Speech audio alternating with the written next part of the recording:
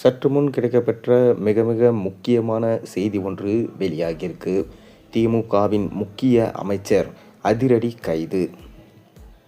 அதாவது கடந்த 4½ ஆண்டு காலங்களாக திமுகவின் அமைச்சர்கள் மக்களிடமிருந்து வாங்கிய வரி பணங்களையும் ஊழலாக சேமித்த பணத்தையும் நாடாளுமன்றத்தில் அவர்கள் சமர்ப்பிக்கவில்லை. எம்பிக்கள் அதை சமர்ப்பிக்க தவறியதால் தற்போது அவர்கள் மீது நடவடிக்கை எடுக்கப்படும் என்றும், அந்த ஊழல் சம்பந்தமான அந்த வரி பணம் வாங்கிய அமைச்சர்கள் மீது நடவடிக்கை எடுக்கப்பட போகும் என்கின்ற தகவலும் தற்போது வெளியாகியிருக்கிறது. மேலும் 2026 சட்டமன்ற தேர்தலுக்கு இன்னும் 5 மாத காலங்களே உள்ளன. இந்த சட்டமன்ற தேர்தலில் அதிமுக தான் மகத்தான வெற்றி பெறும் என்கின்ற தகவலையும் நம்மால் பார்க்க முடிகிறது. திமுக தோல்வியே தழுவும் என்கின்ற தகவலும் தற்போது கிடைக்கப்பெற்றுள்ளது.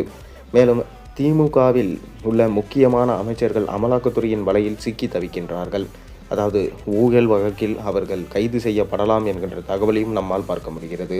ஆனால் இன்னும் அவர்கள் மீது ஊழல் வழக்கு நிரூபணமாகவில்லை. அவர்கள் விசாரணை வலயத்திற்குள் தான் உள்ளனர்.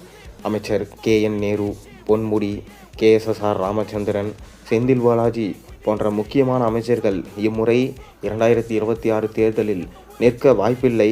காரணம், அவர்கள் ஊழல் வழக்கின் காரணமாக அவர்கள் செய்த ஊழல் என்பது நிரூபணமாக்கப்பட்டால் கண்டிப்பாக அவர்கள் கைது செய்யப்பட வாய்ப்பிருப்பதாகவும் தற்போது தகவல்கள் வெளியாகியிருக்கு.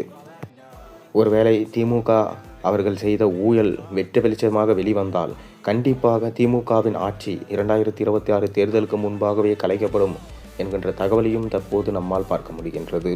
அதனால் மேலும் இது திமுகவுக்கு பெரும் அடியாக தான் இருக்கும். கண்டிப்பாக இம்முறை எதிர்க்கட்சி அந்தஸ்து கூட அவர்களுக்கு கிடைக்காது.